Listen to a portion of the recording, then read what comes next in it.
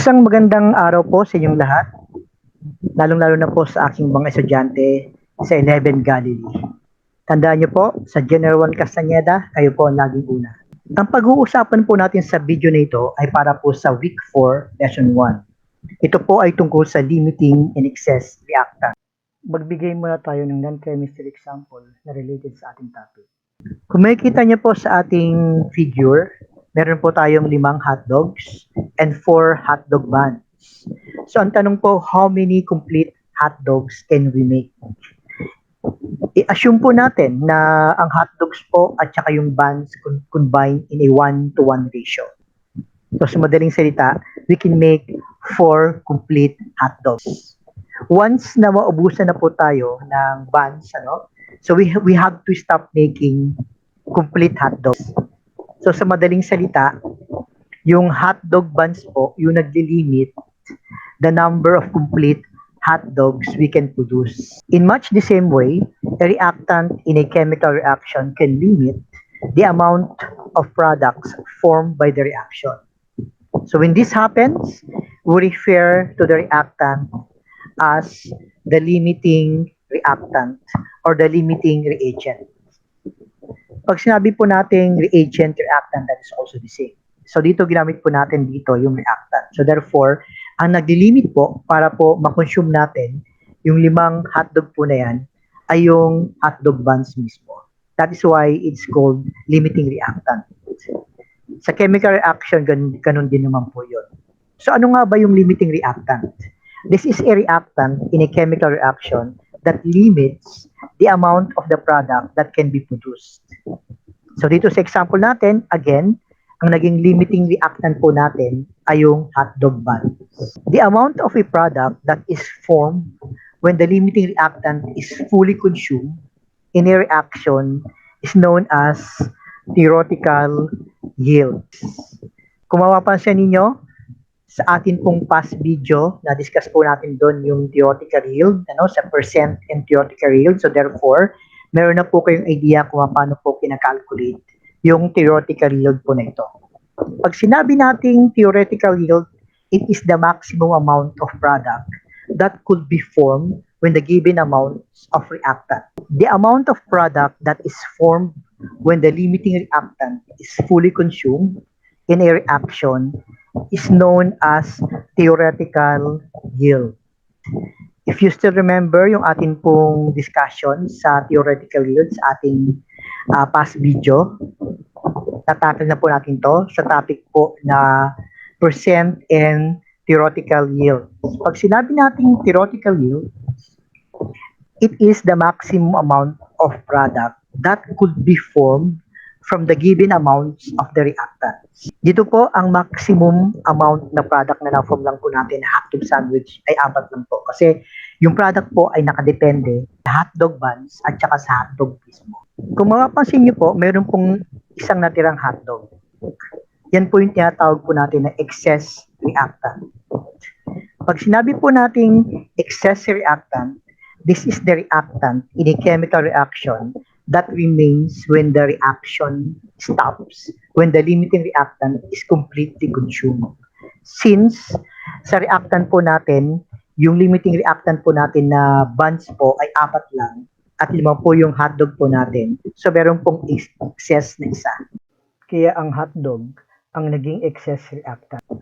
In the next example, we will see how to identify the limiting reactant and calculate the theoretical yield for an actual chemical reaction. So in this part, let us talk about the different steps in doing calculations involving limiting and excess reactants. So in general, the following steps can be used in doing calculations involving limiting and excess reactants. Number 1 po natin, I write the complete balance equation. Sa problem, binibigay na po yung equation, yung chemical equation or reaction. So all you have to do is to check if the equation is balanced. If not, then balance the equation. Second step, so for each reactant given, so calculate the number of moles of the product that could be formed. So the reactant that gives the least number of moles of product is the limiting reactant and will determine the theoretical yield in the reaction. So number 3, to determine the amount of excess reactant, so calculate the amount of excess reactant that is just enough to produce the theoretical yield. So the difference between this amount and the given amount present at the start is what we call the excess amount. So yan po yung mga steps na pwede po nating sundan sa pag-determine po ng limiting and excess reactant. So i-apply po natin yung mga steps na to sa ating pong problem sample number 1 at saka problem sample number 2. So let us now proceed to sample problem number 1. Let's say, what is the limiting reactant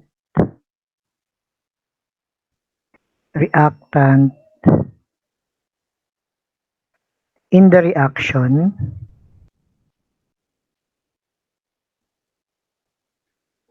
between 3 moles of magnesium and 5 moles of oxygen gas.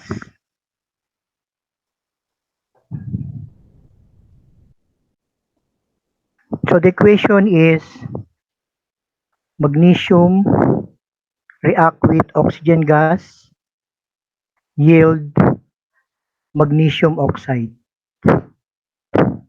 This is letter G.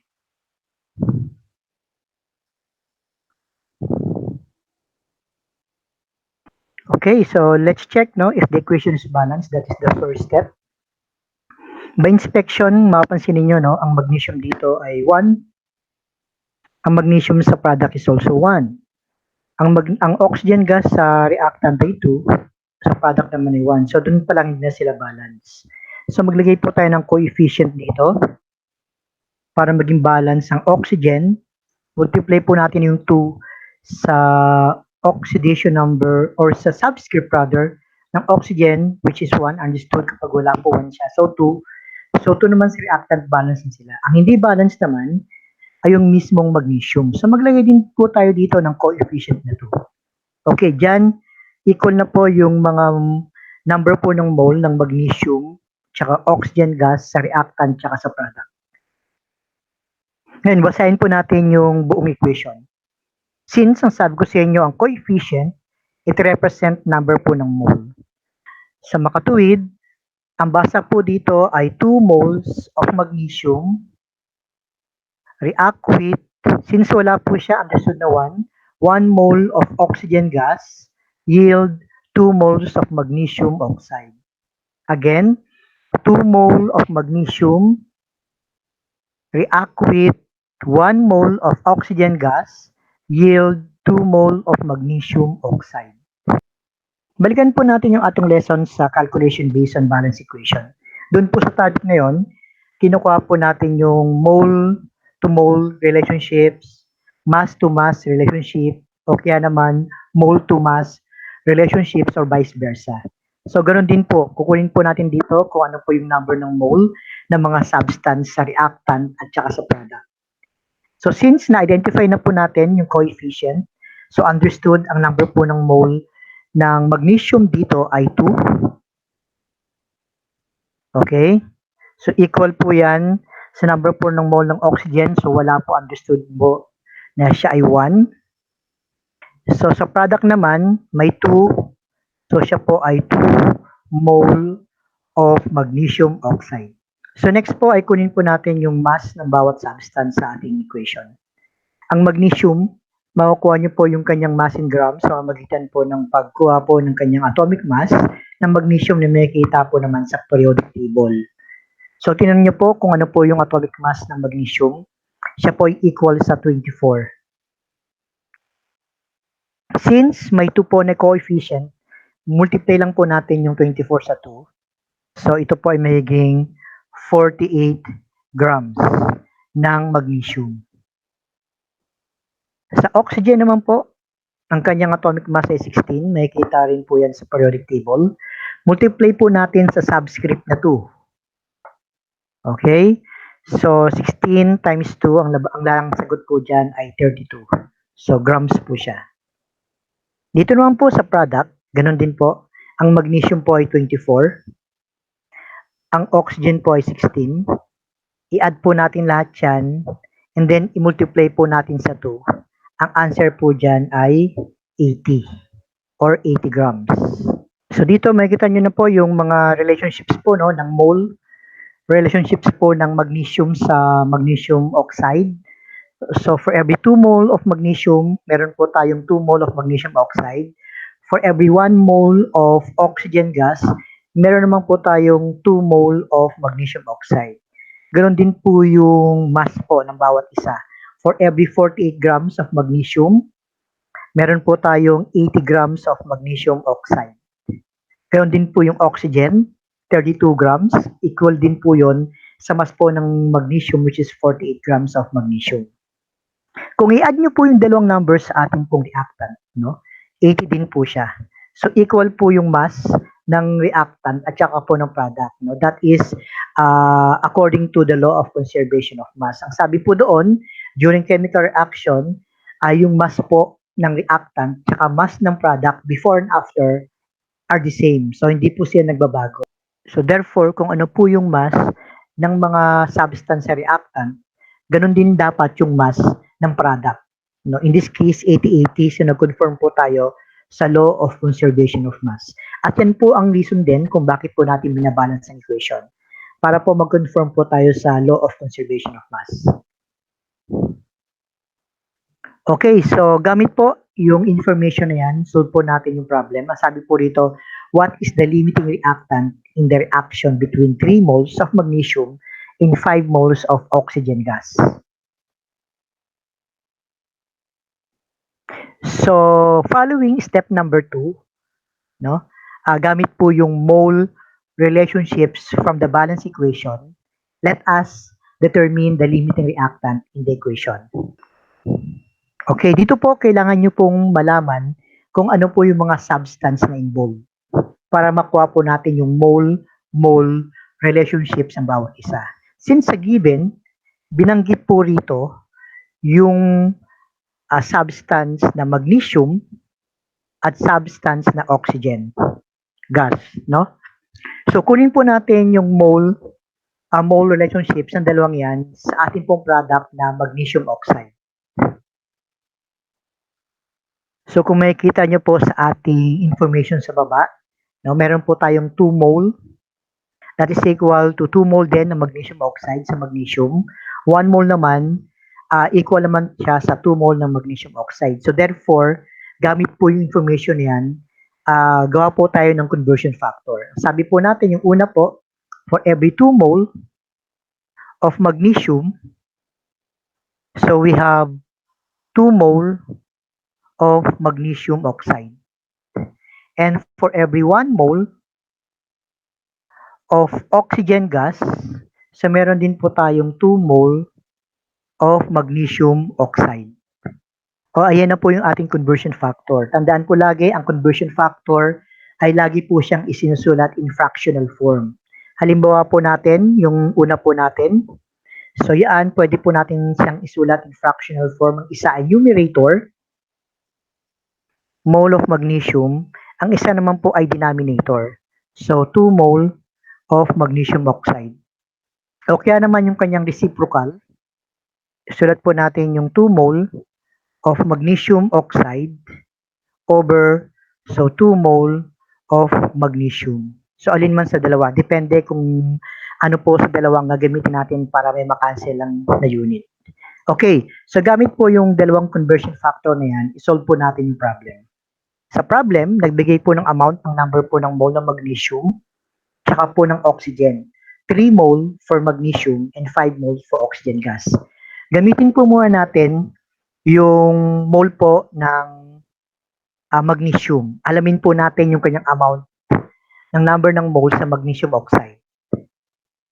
So therefore, 3 mole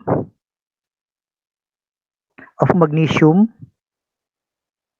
Multiply po natin sa ating unang conversion factor. Ginawa ko na po yan kanina. Ito po siya, yung conversion factor na yan. Since ibinigay po rito yung mole ng magnesium, so ang denominator niya, automatic yung mole ng magnesium. Sa dalawa, andito po yung mole of magnesium. So therefore, ito po yung conversion factor na gagamitin natin. Nakakopyahin nyo lang po dito. Okay, so 2 mole of magnesium oxide. So meron siyang 2 mole din ng magnesium. So dito, maka-cancel po natin yung mole magnesium. So ang natira na lang po ay mole na lang po ng magnesium oxide. I-simplify po natin by multiplying 3 to 2. So siya po ay 6. Copyahin po natin yung natitirang unit. Mole, tsaka po yung formula ng compound, magnesium oxide. Then copy po natin yung 2, tsaka po natin i-divide yung 6 sa 2. So ang lalabas po dyan ay 3 moles ng magnesium oxide. That is for magnesium. So kunin naman natin ngayon ang amount ng oxygen gas sa magnesium oxide. So sa problem again, nagbigay po ng 5 mole. So kunin po natin yung 5 mole na yan of oxygen gas. Multiply po natin sa product, o I mean sa conversion factor, yung pangalawang conversion factor. Ito, 1 mole oxygen gas is equal to 2 mole of magnesium oxide. Since mole po ng oxygen ang nandito na, so ang ating pong denominator ay 1 mole of oxygen gas. That is 2 mole of magnesium oxide. Cancel po natin yung mole of oxygen gas. Then, ganun pa rin po yung process. Simplify po natin by multiplying 5 to 2. So, the answer is 10. Copy po natin yung unit as well as the compound, which is magnesium oxide. And then, i-copy din po natin yung 1. So, any number divided by 1 will give you the same number. So, therefore, this is 10 mole of magnesium oxide. So, binigay na po yung amount ng bawat substance in magnesium oxide. Ang isa po ay 3 sa magnesium, ang isa naman po ay 10 sa oxygen gas. Pwede yan ba nating ma-identify kung alin dyan ang limiting reactant?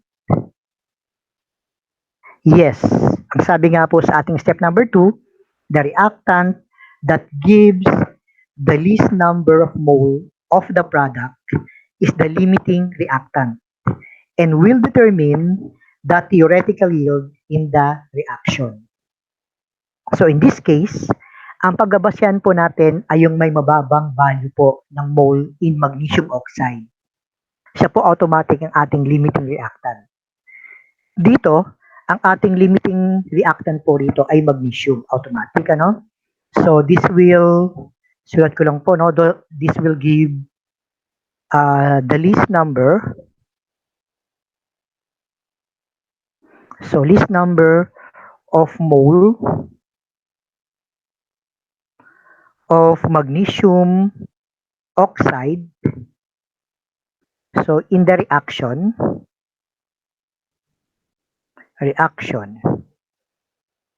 hence it is the limiting reactant.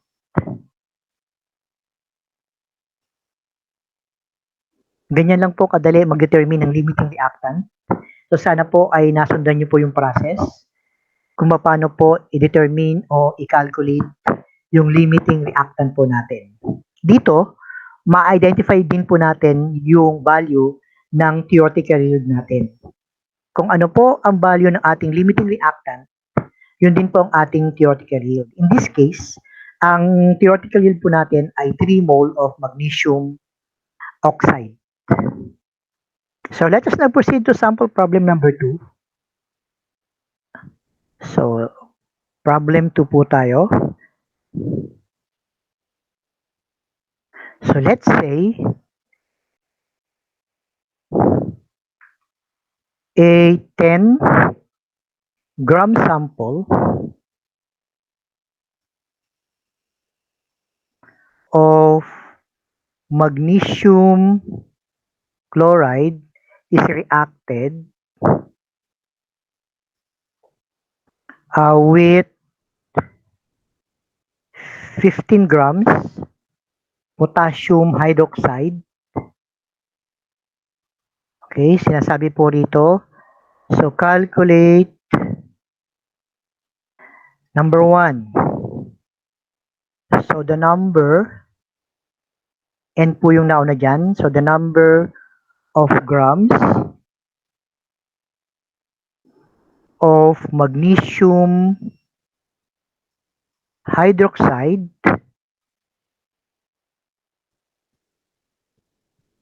that could be produced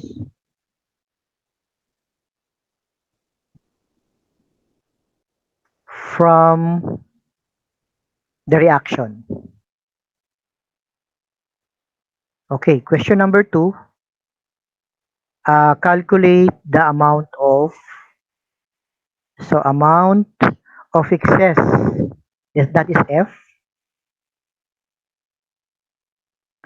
reactant or reagent, pareho din yun. So that will remain, yung matitira po. Okay, yan po yung ating sample problem number 2. Again, a 10-gram sample of magnesium chloride is reacted with 15 grams of potassium hydroxide. So calculate number 1, the number of grams of magnesium hydroxide that could be produced from the reaction. Number 2, calculate the amount of excess reactant that will remain. So number 2, yung excess reactant po ang pinapakalculate. So isunod po muna natin yung ating pong reaction. Okay, mag-alala, sa problem po lagi pong given yung ating reaction. Check nyo lang po kung balance, pero normally binigay po siya, balance na po yun. So dito po, ang ating pong reaction ay, ang ating pong dalawang reactant ay magnesium chloride combined with yung ating pong potassium hydroxide. Okay, nakapag-produce po sila ng product na magnesium hydroxide and potassium chloride. So, i-check nyo lang kung balance ng equation. Yan po yung ating unang step. By inspection, check po natin. Ang magnesium sa reactant ay 1. 1 din po dito sa product. Ang chlorine, ganun din. 2. Dito po ay 1. So, therefore, doon po hindi sila balance. Since 2 dito, maglagay po tayo dito ng coefficient na 2. Okay? Kung mapapansin ninyo, ang potassium 2 na rito, so doon ay 1 pa lang, maglagay din tayo din dito ng 2. So ang potassium ay 2 na, balance na ang potassium natin 2. Ang chlorine balance na rin, 2 na rin siya. Okay? Ang oxygen tsaka hydrogen dito po sa product ay 2. Multiply po natin yung 1 sa 2. So 2 po sa oxygen, ganun din po yung hydrogen. Multiply din po natin sa 2. So magiging 2 din. So dito, sa reactant, 2 rin po ang sa oxygen at 2 rin po ang sa hydrogen. So, balance na po ang ating equation. So, let us read the balance equation. So, wala po siyang number, understood 1 mole po siya, no? So, 1 mole of magnesium chloride combined with or react with 2 moles of potassium hydroxide yields 1 mole of magnesium hydroxide and 2 moles of potassium chloride. Kunin po uli natin yung mole ng bawat substance sa balance equation. So, meron ditong 1 mole, ang ating pong magnesium chloride. Ang potassium hydroxide naman po ay 2 mole. Samantalang, ang magnesium chloride naman po ay meron pong 1 mole.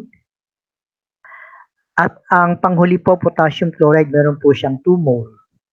Yung mga mass naman po ng mga substance natin.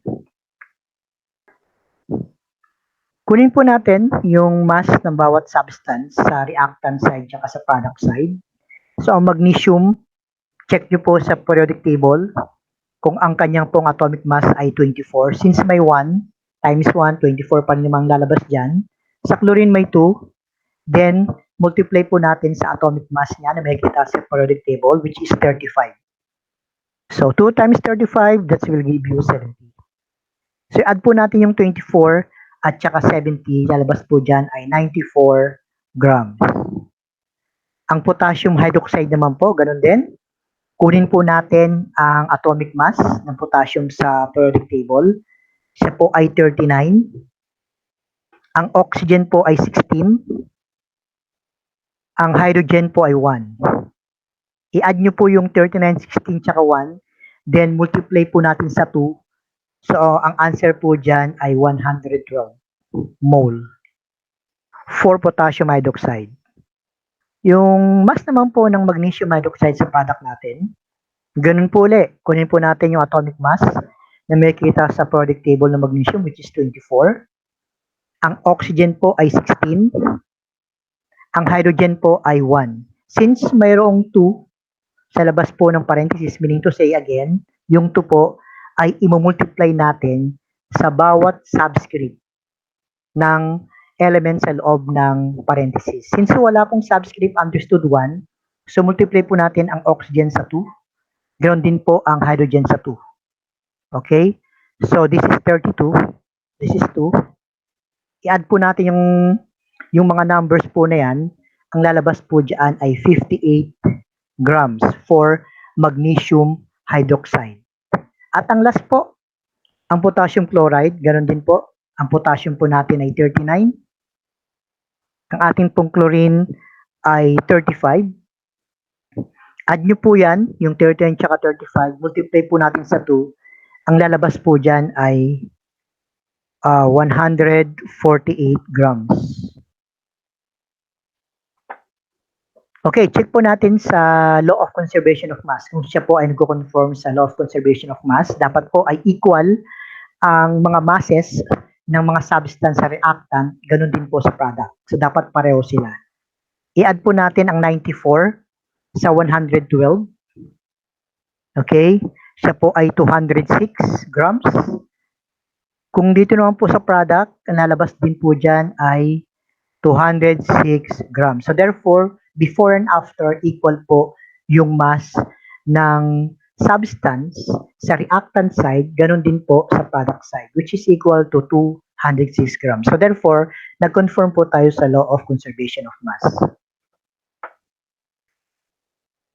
Again, sa information po na na-obtain po natin sa balance equation, yung mole tsaka mass, pinapakita po dito yung mole relationships ng bawat substance na magnesium chloride, potassium hydroxide, ganoon din po yung sa product. Ganoon din po yung mga mass po nila. Okay, ibig sabihin po nito, for every 1 mole of magnesium chloride, meron pong 148 grams of potassium chloride. So, 1 mole is equal to 148 grams of potassium chloride. Ganon din po, for every 1 mole of magnesium hydroxide, that is equal to 2 mole of potassium chloride. So, ganun po. So, dito, makakuha po ulit tayo ng mga conversion factor na kinakailangan po natin para po ma-identify natin yung limiting reactant. So, isolve na po natin ngayon yung ating next step. No? Alamin po natin yung limiting reactant as well as the value of theoretical yield. Sa problem, balikan lang po natin yung problem natin. Nagbigay po dyan ng 10 grams for magnesium chloride and 15 grams for potassium hydroxide. So therefore, ang kailangan po nating information dyan ay yung magnesium chloride, potassium hydroxide, ganon din po yung magnesium hydroxide. Kailangan po natin yung number ng mole, tsaka yung mga mass nila. So ito po yung kanilang mga masses. Ganon din po ang ating pong potassium hydroxide. So isolve na po natin yung ating problem. Tingnan po natin yung given sa taas. Nabigay po rito ng 10 grams sample of magnesium chloride and 15 grams of potassium hydroxide. Okay? Pero bago yon, i-identify po muna natin yung kinakailangan po nating conversion factor. Ang kailangan lang po nating conversion factor dito, so ang kailangan po nating conversion factor dito ay mole ng magnesium hydroxide tsaka mass ng magnesium chloride. Ganon din po ang mass ng potassium hydroxide. Okay, isulat ko lang po. So for every 1 mole of magnesium hydroxide. So meron po tayong 94 grams of magnesium chloride. And for every 1 mole, again, of magnesium hydroxide, yung mass naman po ay 112 grams ng potassium hydroxide. Ayan, nakuha na po natin yung conversion factor na kailangan natin. Sasulat nyo lang uli siya in fractional form. Ang isa po ay numerator. Sabihin po natin ito, magnesium hydroxide over 94 grams of magnesium chloride. O naman yung kanyang reciprocal na 94 grams of magnesium chloride over 1 mole of magnesium hydroxide. So, ganun din po ang gagawin sa pangalawang conversion factor. Okay, kunin po natin yung value ng dalawang substance na magnesium chloride and potassium hydroxide sa problem, 10 grams at 15 grams. Doon po muna tayo sa 10 grams. Kunin po natin yung value ng magnesium chloride na reactant in magnesium hydroxide. Number ng mole po siya. So, 10 grams of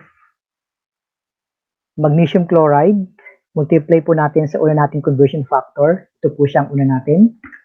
So, naisulat na po natin siya in fractional form. Pili lang po sa dalawa. Since ibinigay po una yung grams MCl, so dapat po ay denominator yung grams MgCl2. So, may 2 po rito. So, therefore, ito po ang kukopihin natin na conversion factor. For every 1 mole of magnesium hydroxide, so meron po tayong 94 grams of MgCl2 or magnesium chloride. So, cancel po natin yung GmGCl2. So, ang natira lang po ay number po ng mole ng magnesium hydroxide. So, simplify po natin, multiply po natin yung 10 sa 1. So, 10 po siya. Copyin po natin yung unit, which is mole. Ganoon din po yung substance, which is magnesium hydroxide. Then, kamit po natin yung number na 94. So, wala na po siyang unit, na-cancel na po siya. So, i-divide lang po natin yung 10 sa 94. So, ang answer po dyan ay 0.11. 0.11, copyin po natin yung unit tsaka yung substance na magnesium hydroxide. So, that is the equivalent of magnesium chloride when it comes to number of mole of magnesium hydroxide. Ganon din po ang kunin natin sa potassium hydroxide. I-determine po din po natin yung value niya in number of mole of magnesium hydroxide. So, 15 po siya. So, 15 grams of potassium hydroxide. Okay, multiply po natin sa pangalawang nating conversion factor. Ito po yung ating pangalawang conversion factor na na-determine po natin yan sa ating pong balance equation. Okay, since ang ibinigay po ay yung grams potassium hydroxide, so yun po muna ang ating pong denominator. So 112 grams of potassium hydroxide for every 1 mole of magnesium hydroxide. Okay, cancel po natin yung grams, KOH, grams, KOH, and then multiply po natin yung 15 sa 1. So this will become 15 grams, 15 mole rather, of magnesium hydroxide. Copy po natin yung 112. So ang gawin po natin dito, i-divide po natin yung 15 sa 112. Ang answer po dyan ay 0. I-round off po natin into whole number. So 0.13 mole of magnesium hydroxide. So ang step number 2 po natin ay ito na. Dinetermine na po natin yung limiting reactant. Ang sabi natin before, sa step number 2, ma-determine po natin yung limiting reactant na kung saan siya yung may mababang value ng product na na-form. In this case, 0.11, siya po yung may lowest value at siya po ay sa magnesium chloride. So understood na ang atin pong limiting reactant diyan ay ang magnesium chloride. At yung natira naman na potassium hydroxide ang ating excess reactant. Ang value niya po ay 15. Given po yan sa ating problem. So isulat ko lang po yung information na yon. So therefore, ito pong process na to, this tells us that again, magnesium chloride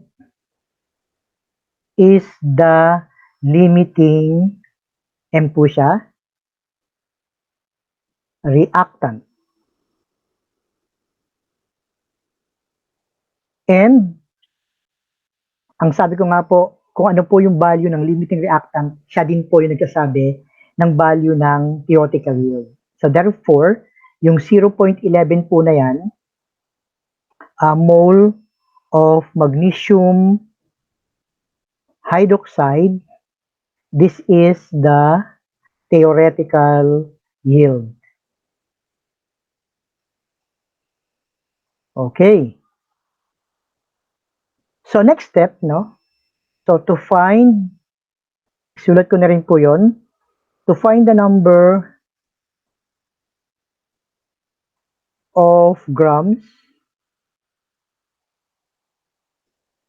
of magnesium hydroxide, parenthesis,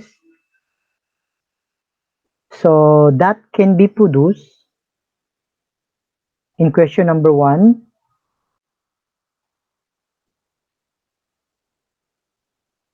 So we have to convert 0.11 mole, yung ating pong theoretical yield na value of magnesium hydroxide to gram. So ayan.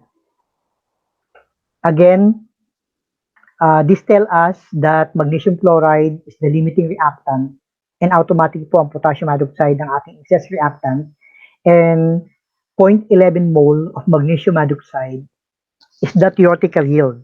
So to find the number of grams of magnesium hydroxide that can be produced, let us convert 0.11 mole magnesium hydroxide to grams.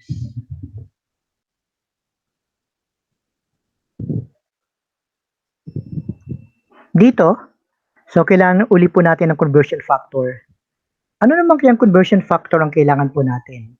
Ang kailangan po natin ay yung informations po ng number ng mole ng magnesium hydroxide, ito po siya, at yung mass po ng magnesium hydroxide. Kung babalikan po natin yung ating pong information sa balance equation, ang number po ng mole ng magnesium hydroxide ay 1. Ang mass naman po ng magnesium hydroxide ay 58 grams. So therefore, yan lang po yung dalawang information na kailangan natin. Mole to mass po, relationship po yung dalawang yan. So, convert natin yung ating pong value ng ating pong theoretical yield into grams. Copyan po natin yung 0.11 mole of magnesium hydroxide. So, sinasagot na po natin yung question number 1. So, intindihin po maigi yung process na to. So, i-multiply po natin sa ating conversion factor. Ang sabi ko, ang ating conversion factor for every 1 mole of magnesium hydroxide, that is equal to 58 grams. 5 po siya. At ito po ay 8. Magnesium hydroxide. Okay. So, yan. Since ibinigay na po yung mole, magnesium hydroxide, so understood, ito po yung ating denominator. Copyin lang po natin siya. Mole magnesium hydroxide. No? Andito naman po yung 58 grams, since we are after the grams, of magnesium hydroxide. Cancel po natin yung mole magnesium hydroxide. Mole magnesium hydroxide. Simplify po natin. So, i-divide po natin yung 0.11. Rather, multiply po natin, sorry. Multiply po natin yung 0.11 sa 58. So, ang lalabas po dyan ay 6.8. 38, copy po natin yung unit na grams as well as the substance which is magnesium hydroxide. Then divide po natin sa 1. So it will give the same value which is 6.38 grams of magnesium hydroxide. Okay. So ito po yung ating final answer sa number 1. So ini-encircle ko lang po siya. So meaning to say, dito po, sunod ko lang po dito. So this tell us, this is yung value po na 6.38 grams magnesium hydroxide. That is the maximum. The maximum amount in grams, since ang unit niya po ay grams, that can be N siya, that can be obtained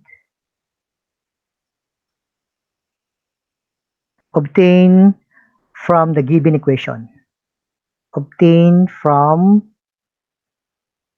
the given equation or reaction, sabihin natin. Okay. Yan, nasolve na po natin yung ating pong number 1, which is equal to 6.38 grams of magnesium hydroxide. Okay, question number 2. Sabi po sa question number 2, iangat ko lang po, no? So you have to calculate the amount of excess reactant that will remain. Okay, so calculate po natin yung excess reactant na natira sa reaction. So to find the amount in grams of the excess reactant, sabi ko nga po kanina, isulat ko lang po yun. So to find the amount po siya. So in grams, so of the excess reactant, sabi nga po kanina, ating po excess reactant ay yung potassium hydroxide. So potassium hydroxide, so the amount of the excess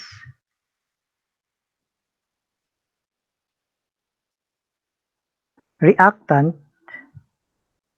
sana magkasya yung reactant, okay? Angat ko lang. The amount of the excess reactant used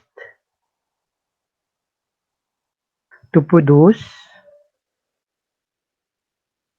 the theoretical yield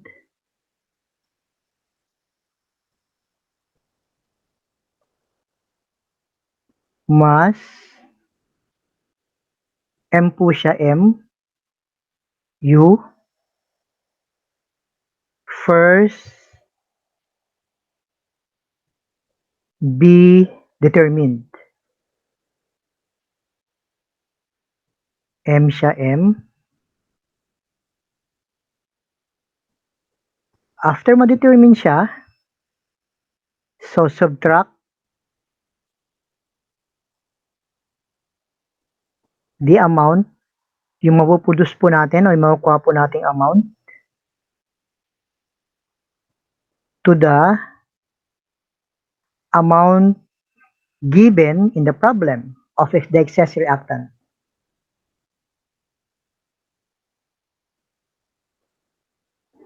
At the beginning. So meaning to say, kung ano po yung binigay na amount po ng ating excess reactant sa problem, sa umpisa. Ibinigay po doon 15 grams sa potassium hydroxide. Kasi na-determine na po natin kanina kung alin po doon yung limiting tsaka excess reactant. Ano? Ang limiting reactant po natin ay magnesium chloride at ang atin pong excess reactant ay potassium hydroxide. Sa problem kayo na sa taas, nagbigay po siya ng value which is 15 grams. So gagamitin po natin yon. Pero sinasabi po dito, para makuha po natin yung amount in grams ng excess reactant na potassium hydroxide, kinakailangan po natin gamitin yung value po ng ating theoretical yield. Ano ang value ng ating theoretical yield? 0.11 mole of magnesium hydroxide. Kung babalikan po natin yung ating balance equation sa taas, okay, ito, ang kailangan po natin dito, class, ay ang value po ng potassium hydroxide. Ito, yung mass niya, which is 112.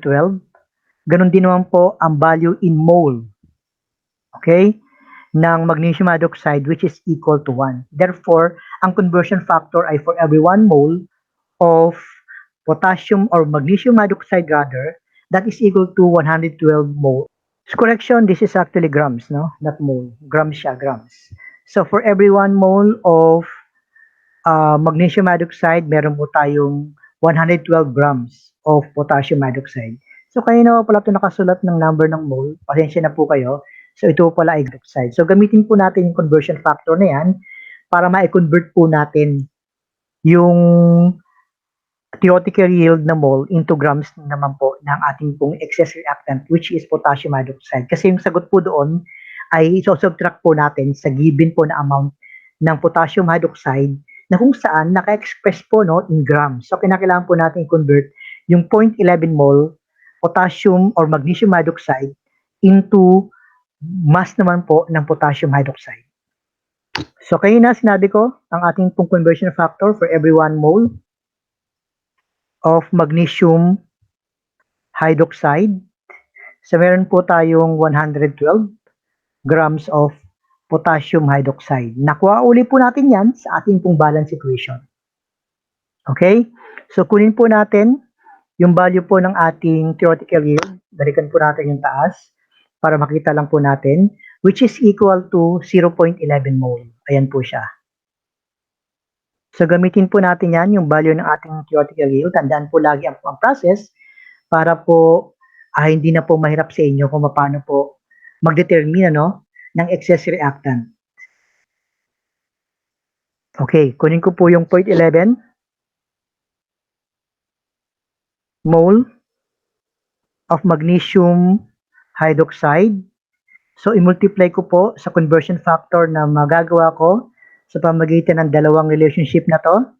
So since ibigay na po yung mole, magnesium hydroxide, so yun po ang ating pong denominator. So copyin lang po natin yon, mole of magnesium hydroxide, and then 112 grams of potassium hydroxide. Cancel po natin yung mole MgOH2 or mole of magnesium hydroxide. And then, multiply po natin yung 0.11 sa 112. So, ang lalabas po dyan ay 12.32. Copyin ko lang po yung unit, which is grams, as well as our excess reactant, which is potassium hydroxide. And then, over 1 will give you the same value, which is 12.32 grams of potassium hydroxide. Ayan. Na-convert na po natin yung theoretical yield into mass naman po ng ating excess reactant. So therefore, yung value po na 12.32, ito po yung amount. So sulat ko lang po rito. So this is the amount. I am referring to 12.32. Ito po siya.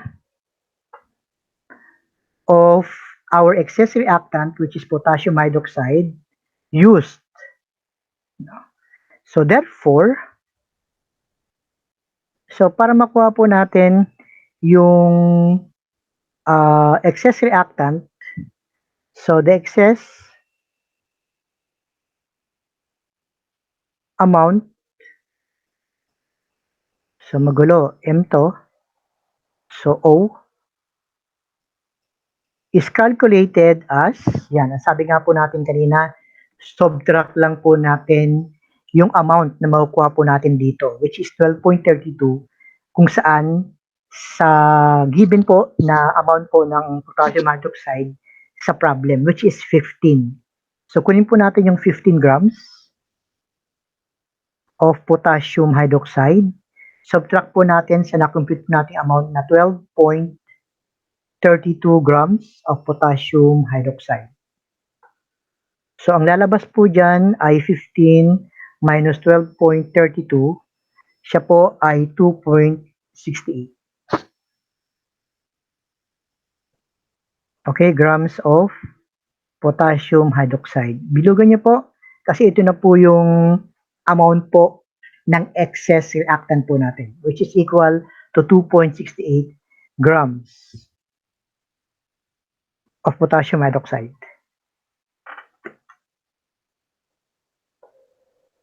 So, ganyan lang po kadali. Mag-calculate po o mag-determine ng excess reactant at limiting reactant.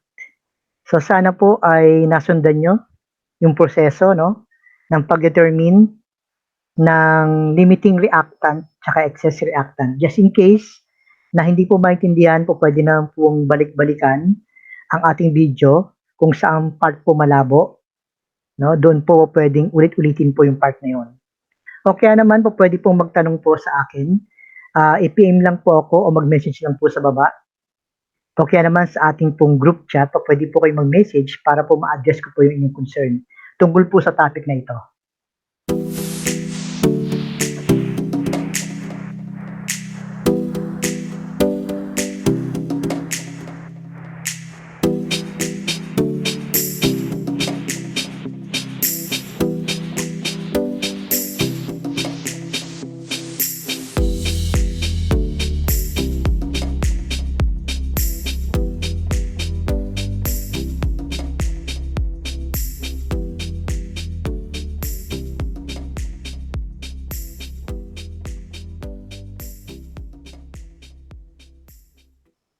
So maraming salamat po sa pakikinig.